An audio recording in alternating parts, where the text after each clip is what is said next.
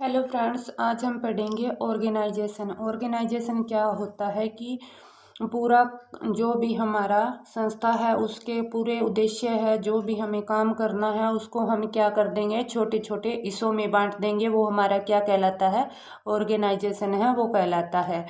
एक कमजोर संगठन अच्छे उत्पाद को मिट्टी में मिला सकता है, जबकि एक अच्छा संगठन है वो जिसके पास अपेक्षाकृत कमजोर उत्पाद हो, अपने से अच्छे उत्पाद को बाजार से भगा सकता है। इसका कहने का ये मीनिंग है कि अगर हमारा ऑर्गेनाइजेशन है वो अच्छा है, यानी कि हमारे सारे डिपार्टमेंट है वो अपना काम अच्छे से कर रहे हैं, तो क्या होगा कि चाहे हमारा उत्पाद कमजोर हो, हमारे उत्पाद में वो फैसिलिटी ना हो, परंतु अगर हमारा ऑर्गेनाइजेशन अपना सारा काम अच्छे ढंग से कर रहा है तो मार्केट का अच्छे से अच्छा प्रोडक्ट क्या कर सकता है, मार्केट से छुट्टी कर सकता है। अगर हमारा उत्पाद तो बहुत अच्छा है परंतु हमारा ऑर्गेनाइजेशन है वो उसमें कुछ ना कुछ कमी छोड़ के दे रहा है, तो इसके अंदर क्या हो सकता है, कितना ही अच्छा प्रोडक्ट हो, अगर ऑर्गेनाइजेशन प्रोसेस आपकी अच्छी नहीं है तो आपका प्रोडक्ट है वो मार्केट में नहीं चल पाएगा। मीनिंग दिया हुआ है, मीनिंग के अंदर आप क्या बोलोगी कि जो सामूहिक उद्देश्य यानी कि पूरी संस्था का जो उद्देश्य है उसको क्या कर देना, अलग अलग छोटे छोटे हिस्सों में बांट देना, हमारा क्या कहलाता है, ऑर्गेनाइजेशन कहलाता है। ऑर्गेनाइजेशन शब्द कहाँ से लिया गया है, तो यह आपका ऑर्गेनिज्म शब्द है अंग्रेजी का, वहाँ से लिया गया है ऑर्गेनाइजेशन, जिसका क्या है अर्थ क्या है, जिसका अनेक हिस्सों की इकाई को क्या कर देना, अलग अलग हिस्सों में बांट देना, यानी कि एक बड़ा हिस्सा है उसके छोटे छोटे हिस्से कर देना, हमारा क्या कहलाता है, ऑर्गेनाइजेशन कहलाता है। आगे हम देखेंगे ऑर्गेनाइजेशन की विशेषताएं क्या है, यानी कि ऑर्गेनाइजेशन किस तरह से, इसको क्यों बनाना जरूरी है, किस तरह से बनाया जाता है, ये सब किस में आएगा, विशेषताओं के अंदर आएगा। डिवीजन ऑफ वर्क, पहला पॉइंट हमारा क्या है कि कार्य का विभाजन, पूरे काम को क्या कर दोगे आप, अलग अलग हिस्सों में बांट दोगे। फॉर एग्जाम्पल लेकर चल रहे हो कि कोई एक मेज बनाने वाली कंपनी है, वो क्या कर देगी कि उसका ऊपर का हिस्सा है वो कोई और बनाएगा, एक डिपार्टमेंट को दे दिया, टांगे बनाने का काम एक को दे दिया, इस तरह क्या कर दोगे, छोटे छोटे हिस्सों में बांट दोगे। उसके लिए कच्चा माल दूसरा डिपार्टमेंट लेकर आएगा, मार्केटिंग कोई और करेगा। तो जैसे ही एक व्यक्ति क्या हो रहा है, उसको अच्छे से क्या कर रहा है, बार बार एक ही प्रक्रिया को वो दोहरा रहा है, तो वो उस काम का क्या बन जाएगा, विशेषज्ञ है वो बन जाएगा। विशेषता में आप डाल सकते हो इसकी एक पॉइंट ये कि स्पेशलिटी यानी कि स्पेशलाइजेशन, सॉरी स्पेशलिटी नहीं, स्पेशलाइजेशन, विशेषज्ञ बन जाना, कि एक काम का विशेषज्ञ बन जाता है। कोऑर्डिनेशन आपका क्या कहलाता है कि सारे डिपार्टमेंट है एक संस्था का जो मूल उद्देश्य है उसको पूरा करने में लगे हुए हैं, और वो डिपार्टमेंट क्या कर रहे हैं, अपना अपना काम अच्छे से कर रहे हैं, एक दूसरे के ऊपर निर्भर है, तो वो क्या करेंगे, आपस में समन्वय स्थापित करके काम करेंगे। अनेक व्यक्ति, ऑर्गेनाइजेशन है वो क्या होता है, कई सारे लोगों का समूह होता है, एक व्यक्ति का कोई ऑर्गेनाइजेशन नहीं होता। अगला पॉइंट होता है सामान्य उद्देश्य। तो हम ये बोल सकते हैं डिपार्टमेंट तो हमने अलग अलग बना रखे हैं, और यहाँ डिपार्टमेंट आप समझ लेना मैं किसको बोल रही हूँ, जो आपका परचेज वाला है माल खरीदता है, सेल्स वाला माल बेचता है, फाइनेंस वाला पैसे का इंतजाम करता है, पर्सनल वाला हमारे यहाँ पर कर्मचारी लगाता है, और एक कौन सा हो गया आपका प्रोडक्शन वाला प्रोडक्शन करता है। तो ये सारे किसके लिए काम कर रहे हैं, जो हमारा कॉमन उद्देश्य है उसके लिए काम कर रहे हैं। तो सारे डिपार्टमेंट, एक की प्रोसेस पूरी हुई दूसरे की स्टार्ट हो गई, दूसरे की पूरी हुई तीसरे की स्टार्ट हो गई, इस तरह आपस में क्या करेंगे, ये कोऑर्डिनेशन करके काम करेंगे, तो जो हमारा कॉमन उद्देश्य है वो आसानी से प्राप्त हो जाएगा। अगला हमारा आता है कि अधिकार और जो राइट्स और जो ड्यूटी है उनको क्या कर देना, वेल डिफाइन कर देना, यानी कि अच्छे से उनको समझा देना कि आपके इस डिपार्टमेंट के पास ये राइट्स है, ये ड्यूटी है, ताकि आगे आने वाले भविष्य में वो क्या ना कर सके, ना तो गलत उनका फायदा उठा सके और ना ही अपनी उत्तरदायित्व है उससे मुकर सके। संगठन का एक ढांचा है, संगठन संबंधों का एक ढांचा है। हाँ जी, ये क्या करता है, आपस के अंदर सभी डिपार्टमेंट में रिलेशन बनाता है, साथ के साथ कौन कर्मचारी किसके अधीन यानी कि किस मैनेजर के अधीन वो काम कर रहा है उसके प्रति भी वो क्या होता है, राइट्स और ड्यूटी रखता है। तो इनमें क्या डिसाइड हो जाता है कि कौन से अधिकारी के नीचे कौन सा कर्मचारी आता है। इस तरह वो सारे मिलकर क्या करते हैं, बिजनेस के उद्देश्य है उनको प्राप्त करते हैं। अगला हमारा आता है संगठन प्रबंध का यंत्र है। हाँ जी, इनको यंत्र हम कैसे बोला जाता है कि संगठन है उसको मूल यंत्र माना जाता है। उसकी किसके अकॉर्डिंग की गई है, पुर्जे के समान तुलना की गई है। किसकी, संगठन की। मशीन का पुर्जा मानना है संगठन को। अगर वो पुर्जा ही खराब जगह या खराब हो चुका है तो पूरा बिजनेस है वो खराब हो जाएगा। इसलिए क्या बोला है, जैसे मशीन के सभी पुर्जे सही जगह लगाए जाते हैं, वैसे ही संगठन के सभी डिपार्टमेंट और सभी कर्मचारी जो जिस डिपार्टमेंट में वेल है उसी डिपार्टमेंट में लगाना जरूरी है। अगला हमारा आता है सार्वभौमिक प्रक्रिया, यानी कि ये आपका ऑर्गेनाइजेशन है। ये क्या है, सार्वभौमिक है, यानी कि हर जगह चाहे कैसा ही बिजनेस हो, चाहे एनपीओ का हो चाहे पीओ का हो, कोई भी ऑर्गेनाइजेशन हो, हर जगह आपका क्या बनाना जरूरी है, ऑर्गेनाइजेशन करनी जरूरी है। ये क्या है, लगातार चलने वाली प्रक्रिया है। इसके अंदर क्या नहीं किया जाता कि ये नहीं है एक बार आपने ऑर्गेनाइज कर दिया और उसके बाद आपने ध्यान नहीं दिया। टाइम टू टाइम आपको क्या देखना होगा, ऑर्गेनाइजेशन है उसके ऊपर अपनी नजरें गड़ाए रखना होगा। तो ये क्या है, लगातार चलने वाली प्रक्रिया है। क्योंकि क्यों देखना होगा, जो भी हमने राइट्स दिए हैं, जो भी लाइबिलिटी है या जिन भी एक्टिविटी को हमने बनाया है, उन सब का क्या पड़ता है, प्रभाव पड़ता है किसके ऊपर, ऑर्गेनाइजेशन पर। तो टाइम टू टाइम इसकी देखभाल करते रहना जरूरी है।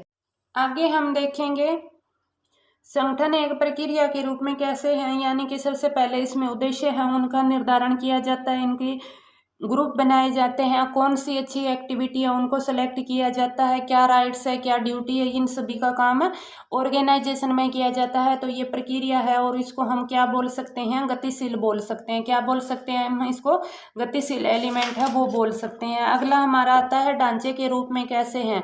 तो ढांचे के रूप में यानी कि कौन व्यक्ति किसके अधीन काम करेगा, ये किस में आता है, ऑर्गेनाइजेशन ढांचे के अकॉर्डिंग आता है। इसमें दो होते हैं, औपचारिक और अनौपचारिक। औपचारिक के अंदर क्या होगा, कोई विशेष उद्देश्य है उसकी पूर्ति, क्या है इसका, जो हमारे संस्था के क्या है कॉमन उद्देश्य है उनकी पूर्ति के लिए किसकी स्थापना की जाती है, फॉर्मल की, और इसके लिए की जाती है व्यक्तिगत उद्देश्यों के लिए की जाती है। आगे इसकी प्रक्रिया दी हुई है। सबसे पहला पॉइंट है आपका उद्देश्यों को जानना। तो उद्देश्यों की जानकारी प्राप्त करने के अंदर आप क्या बोलोगे कि कार्य नियोजन के अंदर जो हमने उद्देश्य बनाए हैं, तो जैसे ही हमारा नियोजन का काम पूरा हो जाता है, ऑर्गेनाइजेशन के अंदर प्रक्रिया का काम शुरू हो जाता है। यानी कि उद्देश्य है उनके बारे में पूरी जानकारी लेना। कैसे लोगे, फॉर एग्जाम्पल आप लेकर चल सकते हो कि कोई कंपनी है वो क्या बना रही है, फ्रिज बना रही है, तो उसकी जानकारी प्राप्त करेंगे कि कितने हमें एक टाइम में बनाने होंगे, उनके पुर्जे हैं हमें खरीदने हैं या खुद बनाने हैं।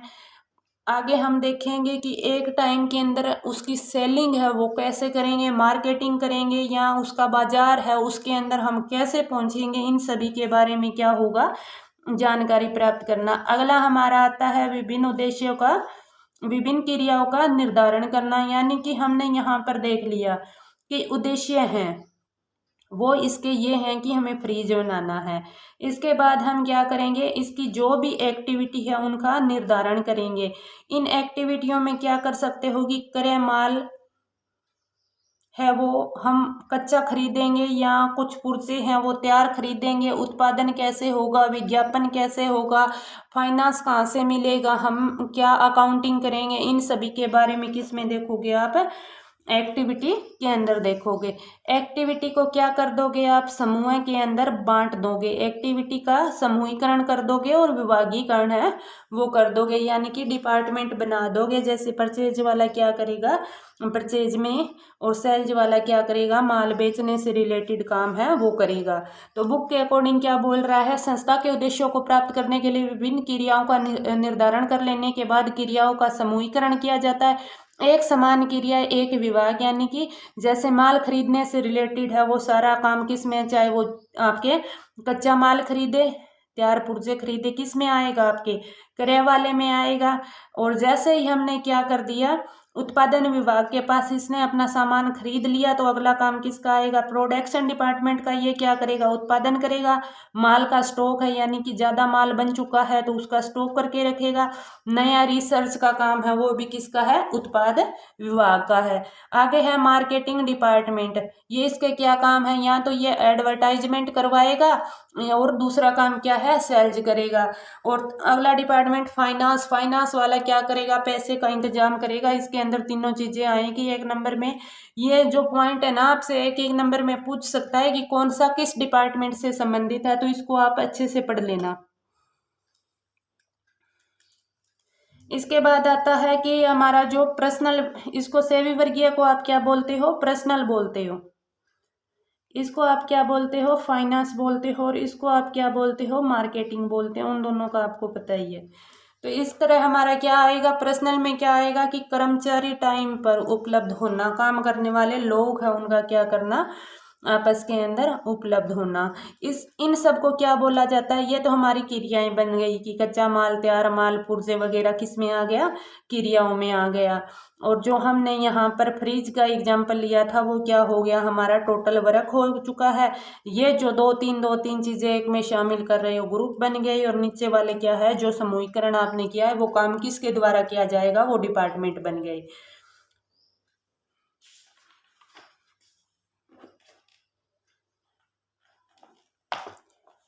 अगला है महत्वपूर्ण क्रियाओं का निर्धारण करना। महत्वपूर्ण यानी कि जो मेन एक्टिविटी है, जो हमने अभी पीछे पढ़ा है कि कौन से डिपार्टमेंट के में कौन सी आएगी।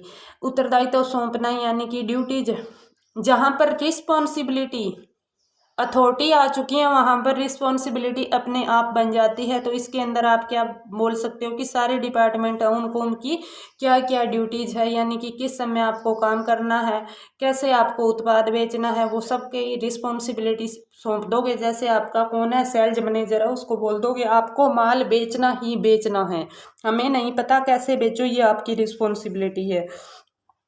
अधिकार क्या होंगे कि हर डिपार्टमेंट के जो भी अपर लेवल है उनको क्या कर दो, आप अधिकार दे दो कि ये काम आप ऐसे कर सकते हो, ये आपका अधिकार है। जैसे क्या है, मार्केटिंग वाला क्या कर सकता है, ये सेल्स डिपार्टमेंट क्या कर सकता है कि मार्केटिंग को ऑर्डर दे सकता है कि आप एडवर्टाइजमेंट करवाओ। और एडवर्टाइजमेंट को ये अधिकार होता है कि आपको कुछ लेना देना नहीं है, हम किसी माध्यम से एडवर्टाइज करें।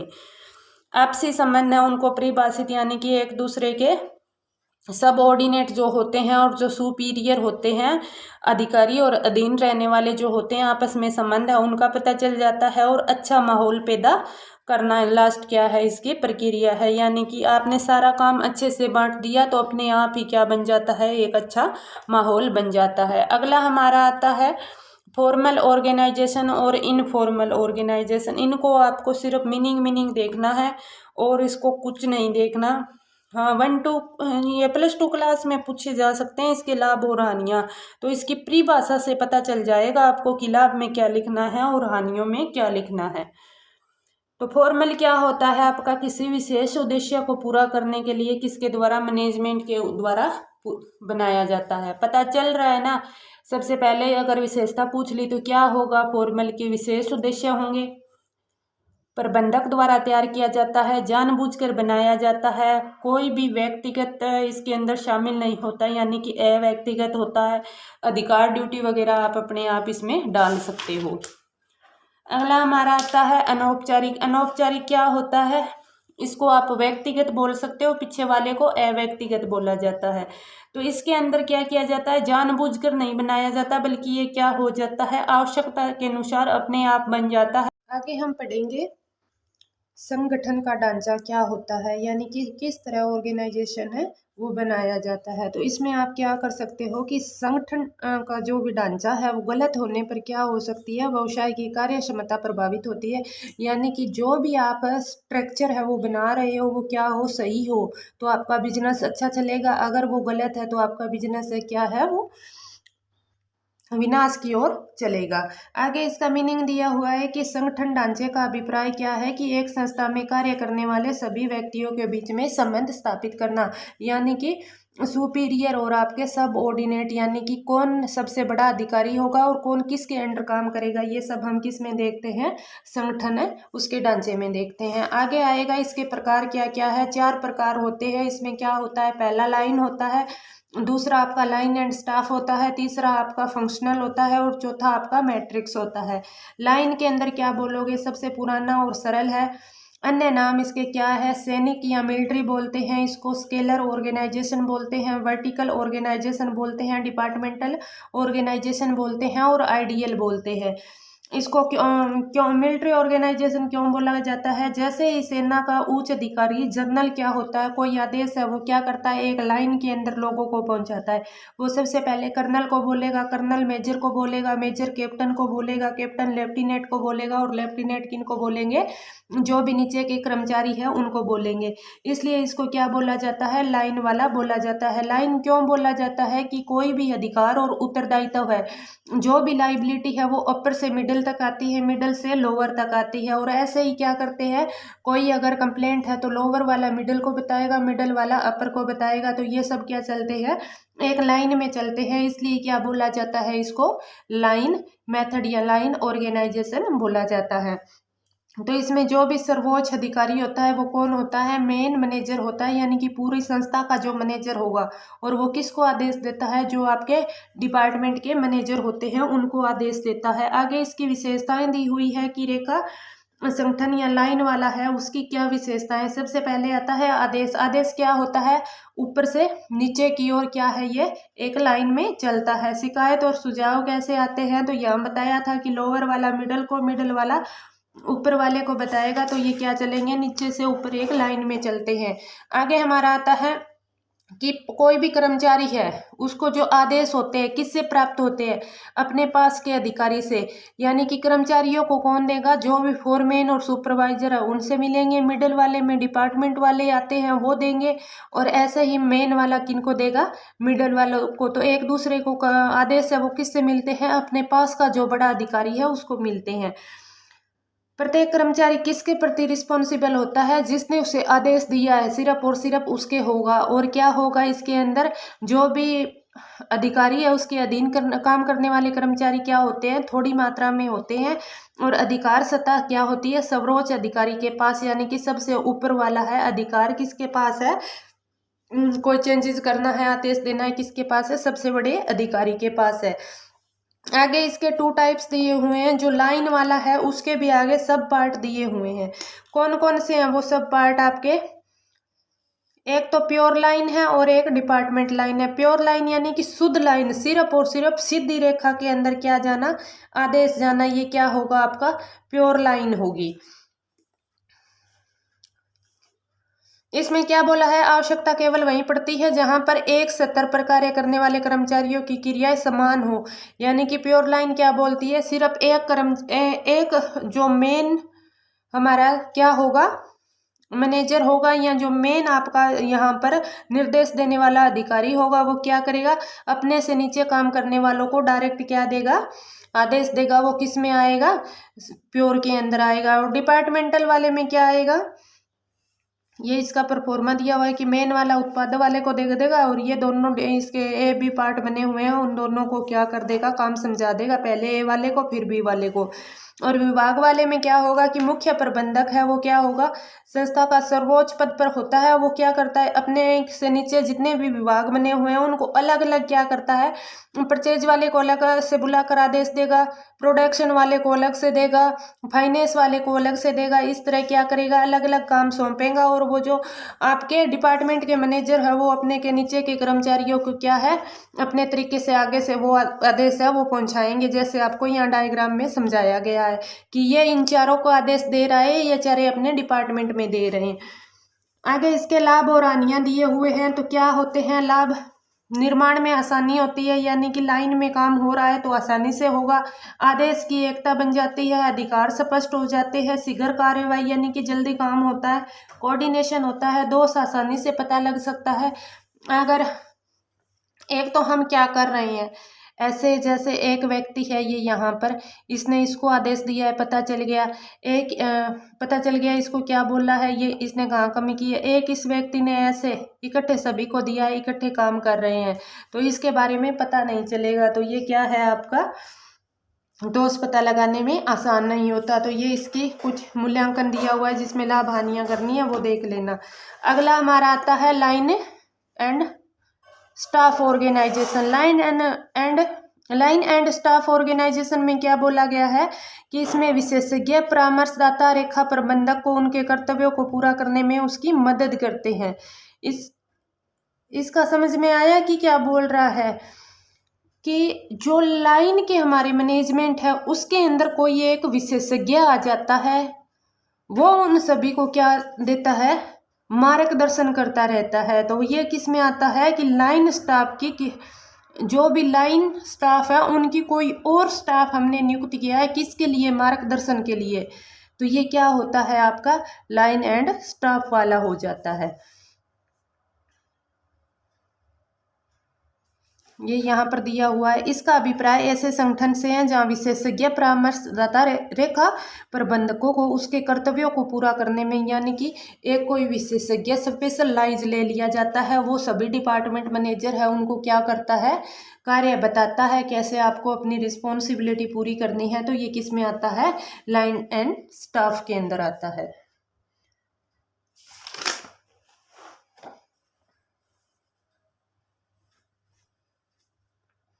आगे इसकी विशेषताएं दी हुई है, जैसे सोचने करने के दो कार्य हो गई, आदेश की एकता का सिद्धांत हो गया, आदेश प्रवाह ऊपर से नीचे की ओर होता है। आगे डायग्राम दिया हुआ है, इसके अंदर जो शेयर होल्डर है वो अपनी राय है किसको देते हैं, संचालक मंडल को। संचालक मंडल किसको बताता है, मुख्य प्रबंधक को भी बताता है। मुख्य प्रबंधक का क्या काम है, शोध कार्य अधिकारी है उनसे संपर्क करता है, जन संपर्क करता है। ये तीनों मिलकर क्या करते हैं, इन दोनों से इसका काम क्या है, इन्होंने जो आदेश दिए है उनको क्या करना, अलग अलग डिपार्टमेंट है उनको पहचाना।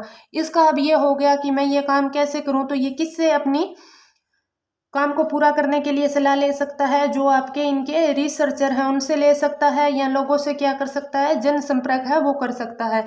फिर ये क्या करेगा, उत्पादक वाले हैं, मार्केटिंग वाले हैं, सेल्स वाले जो भी हैं उनको क्या करेगा, आदेश देगा, और ये अपने अपने आगे भाग को क्या देंगे, आदेश देंगे। तो इनको क्या कर सकते हैं, ये फिर अपना काम इनको दे दिया, ये किससे काम करवाएंगे, अकेले नहीं कर रहे, ये किससे राय लेंगे, किस्म वाले, यानी कि आपकी क्वालिटी है प्रोडक्ट की कैसी है, या कंट्रोल कैसे करना है, ये क्या कर सकते हैं, एडवर्टाइजमेंट वालों से पूछ सकते हैं, सेल्स वालों से पूछ सकते हैं।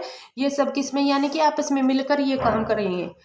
फंक्शनल ऑर्गेनाइजेशन, इसमें क्या होता है, पूरी संस्था है उसके पूरे काम को क्या कर दिया जाता है, छोटे छोटे कार्यों में विभाजित कर दिया जाता है, वो क्या होती है, फंक्शनल होती है। फंक्शनल वाली क्या है, सबसे आसान है और सबसे सरल है, और सबसे पुरानी और सरल कौन सी है, लाइन वाली है। तो इसमें क्या किया जाता है, एक जैसे सभी क्रियाओं को अलग अलग में विभाजित कर दिया जाता है, जिन्हें विभाग कहते हैं। जैसे आपके निर्माण के अंदर किसको, उत्पादन विभाग को, मार्केटिंग यानी कि बेचने के लिए जो आप क्या करोगे, मार्केटिंग करोगे, उसको किस में, मार्केटिंग डिपार्टमेंट में। फाइनेंस वाला किस में, फाइनेंस विभाग में। और कर्मचारियों की आवश्यकताएं हैं उन्हें किस में, आपके पर्सनल डिपार्टमेंट के अंदर क्या किया जाता है, बांट दिया जाता है।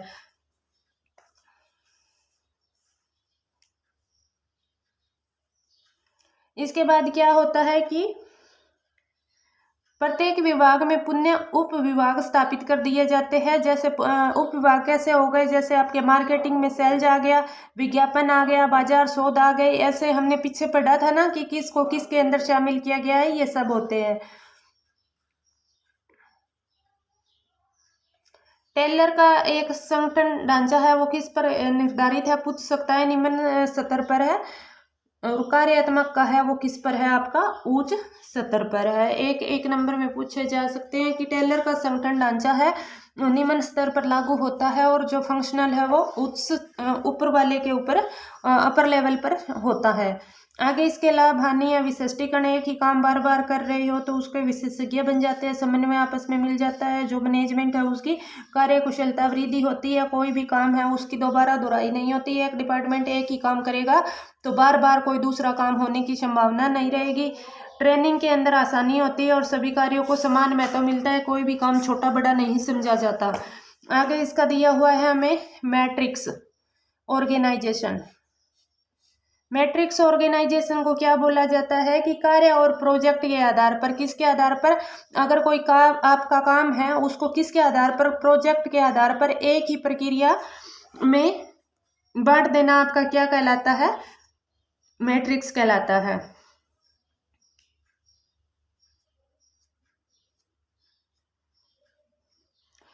तो संगठन का यह आधार उन व्यावसायिक संस्थाओं के लिए उपयुक्त है जो क्या है, जल्दी जल्दी क्या करते हैं, अपने कार्य को बदलते रहते हैं। यानी कि इंजीनियरिंग कंपनी को प्रतिदिन क्या होता है, नई नई जो भी मशीनरी आ रही है उसमें रोजाना कुछ ना कुछ चेंज हो रही है, तो वहाँ ये काम करेगा।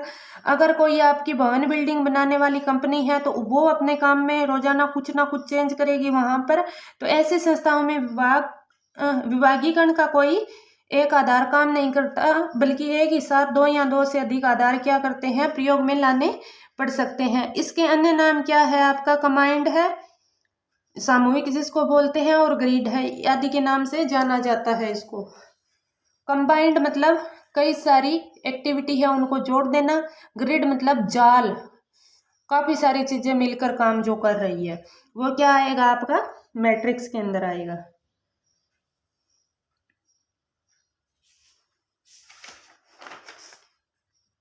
तो ये थे आपके संगठन का ढांचा था, उसके कुछ टाइप्स, और ये टाइप्स हैं, इनको ही अच्छे से आपको देखना है, इनके क्या अन्य नाम है, कौन सी पुरानी है कौन सी नहीं है, कैसे ऑर्डर है वो पहुंच रहे हैं, कैसे आ रहे हैं, ये सब किस में आता है, आपके संगठन ढांचे के अंदर आता है। एक क्विक रिवीजन के लिए आप इनके पीछे जो समरी दी हुई है उसको देख सकते हो, क्योंकि हमें यहाँ लाभ हानियाँ तो पूछने वाला है नहीं, लाभ हानियाँ तो जो आपका थियोरटिकल पेपर होता है उसमें लिखने के लिए काम आता है। तो अगर कोई थियोरटिकल वाले स्टूडेंट देखते हैं तो वो इन चीज़ों से यहाँ से कवर कर सकते हैं उनको एक नज़र के अंदर। अगर चैप्टर आपने समझ रखा है तो यहाँ से होगा, वरना नहीं होगा। Thank you.